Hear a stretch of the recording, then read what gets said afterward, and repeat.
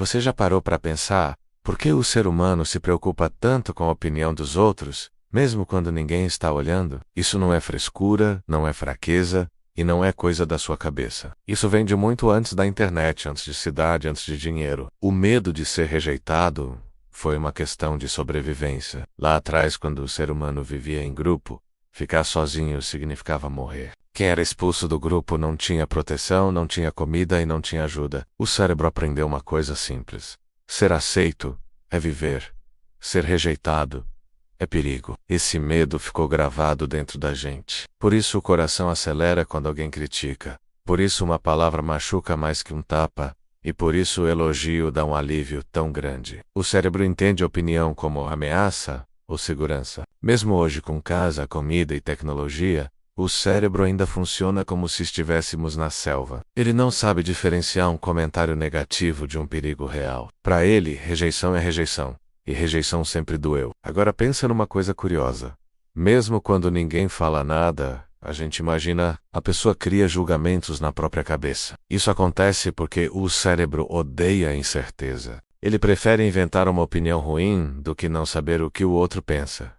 Por isso muita gente sofre calado. Sofre por algo que nem aconteceu. O cérebro tenta se proteger, mas acaba criando medo onde não existe. E aqui entra uma parte que surpreende muita gente. As pessoas não pensam tanto em você quanto você imagina. Cada pessoa está ocupada demais, pensando nos próprios problemas, nos próprios medos e nas próprias inseguranças. O cérebro coloca a gente como o personagem principal da própria história. Tudo parece maior quando acontece com a gente. Mas para os outros, quase sempre é só mais um detalhe. Agora olha como isso muda tudo. Se o medo da opinião vem de um instinto antigo, ele não é um sinal de verdade. É só um sinal de alerta do cérebro. É como um alarme sensível demais. Ele dispara mesmo quando não tem perigo.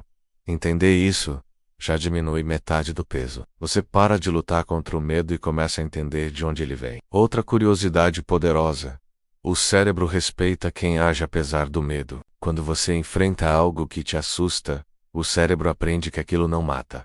A próxima vez, dói menos. Por isso, coragem não é ausência de medo, é ação mesmo com medo. O cérebro aprende por repetição. Toda vez que você faz algo difícil, o cérebro adopta. O que antes parecia impossível vira comum. Do mesmo jeito que o medo cresce, ele também diminui. Agora pensa nisso. Se o cérebro aprende a ter medo com experiências, ele também aprende a parar de ter medo com experiências.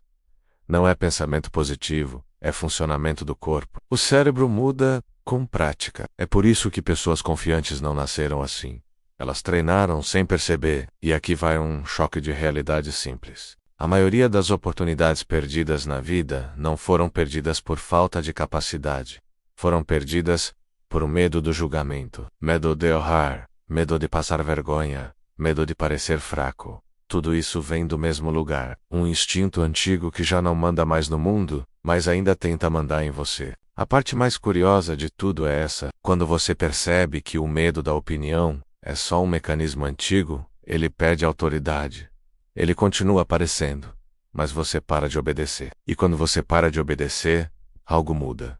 A vida começa a andar. Não porque o medo sumiu, mas porque você entendeu que ele não manda. No fim, a maior liberdade que existe não é financeira, não é geográfica e não é social. É mental.